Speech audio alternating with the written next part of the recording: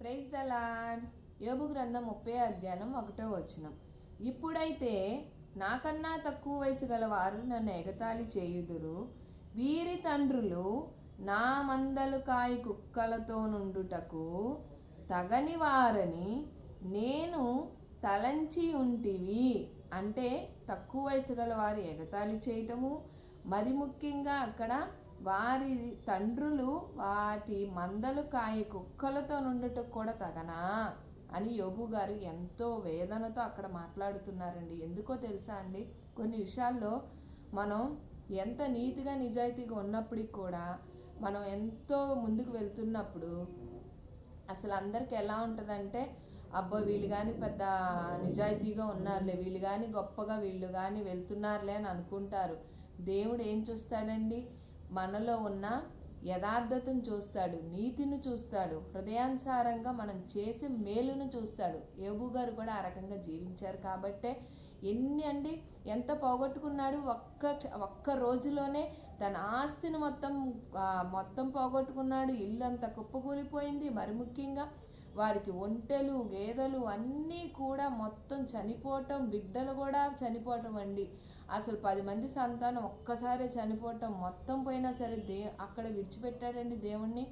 అంటే ఎంత యథార్థగా నీతిగా నిజాయితీగా నడుస్తూ మనం ముందుకెళ్తున్నప్పుడు అండి మనకు కూడా ఇక్కడ చూసారండి, కుక్కలతో నుండుటకు అంటే ఎగతాళి చేసేవాళ్ళు చాలామంది ఉంటారండి. మంచికి ఎవరు సాయం చేయరు, కానీ మనం నిజాయితీగా నీతిగా వెళ్తున్నప్పుడు వారవలేక వాళ్ళు అలా ఉండలేక మళ్ళీ అబ్బో వీళ్ళు కానీ అన్నట్టు పెద్ద ఏదో చూస్తూ ఉంటారు. ఎందుకండి అవన్నీ? అందుకే దేవుడు స్వయంగా సెలవుస్తున్న మాట అండి. నూతన సంవత్సరంలోకి మనం ఎంతో సంతోషంగా మనం అడిగిపెట్టి ఉన్నాం. దేవుడు నీతిగా యథార్థంగా ఉన్న వాళ్ళని విడిచిపెట్టను, చక్కగా అన్ని విషయాల్లో కూడా మనకి దీవించి ఆశీర్వదించి ఫలింపచేస్తానని చెప్తున్నాడు. విడిచిపెట్టను అని ఎందుకు ఆ మాట అంటే, యథార్థంగా ఉన్న వాళ్ళు దేవుడు ఎప్పుడు విడిచిపెట్టడండి.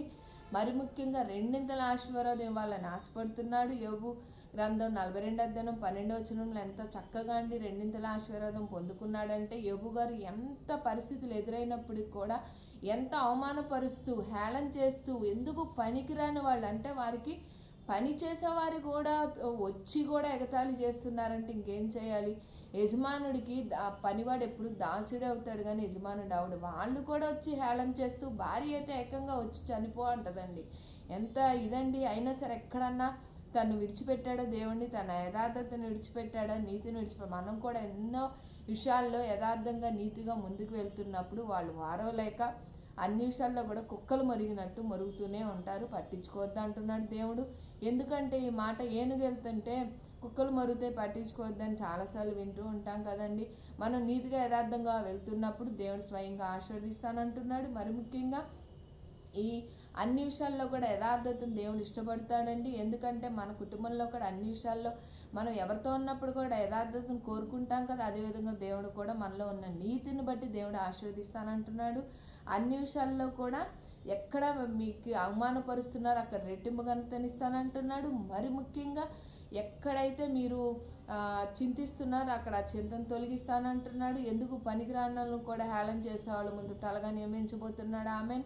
ప్రతి ఒక్కరి పట్ల కూడా దేవుడు యోబు గారి ఎంతైతే ఆ నమ్మకంగా నీతిగా యథార్థంగా ముందుకు వెళ్ళిపోయాడో మనం కూడా ఆ రకంగా దేవుడి మీద మరింతగా ఆధారపడి ముందుకు వెళితే దేవుడు తప్పకుండా రెండింతల ఆశీర్వాదం ఇస్తున్నాడు. రుడిగా నమ్మండి. ఈ వాగ్దానం ప్రకారం సంపూర్ణంగా ఆ యోబు గారి 42 అధ్యాయం 12వ వచనం ప్రకారం సంపూర్ణంగా అన్ని విషయాల్లో కూడా అంటే కుక్కలు మురిగినప్పటికీ, ఎవరు పట్టించుకోకపోయినా, హేళన చేసినా, ఎగతాళి చేసినా కూడా దేవుడికి లెక్కప్ప చెప్దామండి. దేవుడు తప్పకుండా వాళ్ళకి తగిన రీతిలో జవాబు ఇవ్వబోతున్నాడు. అన్ని విషయాల్లో కూడా యోబు గారి గ్రంథం 42 అధ్యాయం 12వ వచనం ప్రకారం రెండింతల ఆశీర్వాదం కలుగునుగాక. అక్కడ అన్ని విషయాల్లో కూడా 1, 2 కాదండి, 3000 ఒంటెలకి 6000 ఒంటెలు, 500 జతల ఎడ్లకి 1000 జతల ఎడ్లు. అక్కడ 10 మంది సంతానం ఎలా అయితే కోల్పోయాడో 10 మంది సంతానాన్ని తిరిగి ఇచ్చి ఉన్నాడు దేవుడు. అదేవిధంగా రుడిగా నమ్ముతూ ఈ వాగ్దానం ప్రకారం ప్రతి ఒక్కరి కుటుంబంలో ఎక్కడ ఎగతాళి అవుతున్నా, ఎక్కడ అవమానం పొందుకుంటున్నా, ఎవరు ఎటువంటి విషయాల్లో లేఖనం ప్రకారం కుక్కలుగా మొరుగుతున్నా సరే ఏది లెక్క చేయొద్దని చెప్తున్నాడు. రూఢిగా నమ్మండి. ఈ వాగ్దానం ప్రకారం ప్రతి ఒక్కరి పట్ల కూడా దేవుడు రెండింతల ఆశీర్వాదం యోబు గ్రంథం 42:12 సంపూర్ణంగా నెరవేర్చబడినగాక. అన్ని విషయాల్లో కూడా నీతిగా యథార్థంగా నడుచుకున్న వారి దేవుడు ఎప్పుడు విడిచిపెట్టే దేవుడు కాదండి. ప్రతి ఒక్కరి కుటుంబాల్లో కూడా అన్ని విషయాల్లో కూడా తలగా నియమించి ఉన్నాడు. ఆమెన్. God bless you.